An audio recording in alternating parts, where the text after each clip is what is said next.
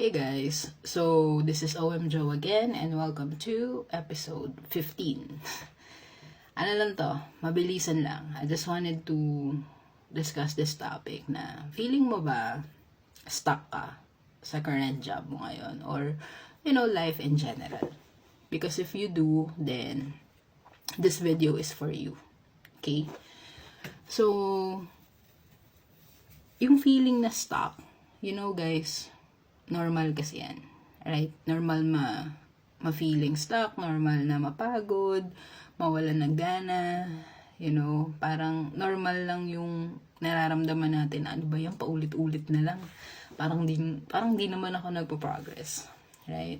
Just know guys that these are normal feelings, and just know too na there's nothing wrong with you. Hindi ka failure. Right? Walang mali sa'yo.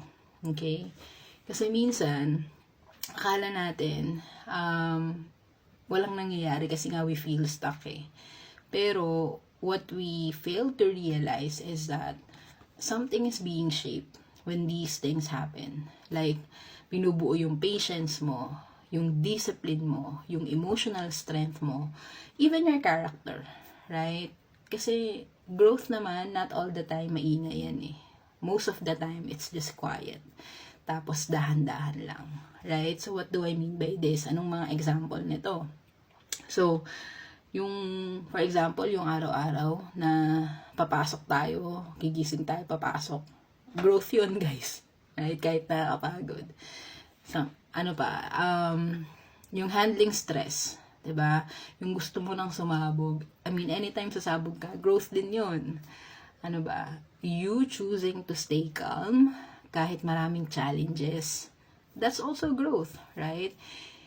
Hindi kasi kailangan na, alam mo yon, achievement siya, or malaking achievement para lang masabi mo na you leveled up. No. So, para sa mga nag-work sa BPO, sa EA or VA, or kahit na anong klaseng work, kung feeling mo stuck ka, trust me, hindi ka nag-iisa. Alright? Most of the time guys, we need to go through this season or this phase para it would make us more stronger, smarter, and mas ready sa next level na parating, right? So if you're really feeling that way, know na don't be too hard on yourself. Okay? Never compare yourself to anyone as well. Na parang bakit sila nandito na ako wala pa. No, you're not behind. Remember that. Hindi ka rin failure. Right? Again, this must be the season na you're being shaped. Hindi man shining for now. And that's okay. Right? Meaning, when you look back kasi, marirealize mo na, kaya ko pala napagdaanan yon. Yung napakahirap na situation na yon. Kaya pala, this is the reason. Right? And hindi niya siya ma-appreciate ngayon eh. While you're going through it, marirealize niya siya and ma-appreciate niya siya after you've gone through it. Okay? So, I hope that makes sense and that gives you, or I hope it gives clarity. So, kaya mo yan guys. Kaya nyo yan.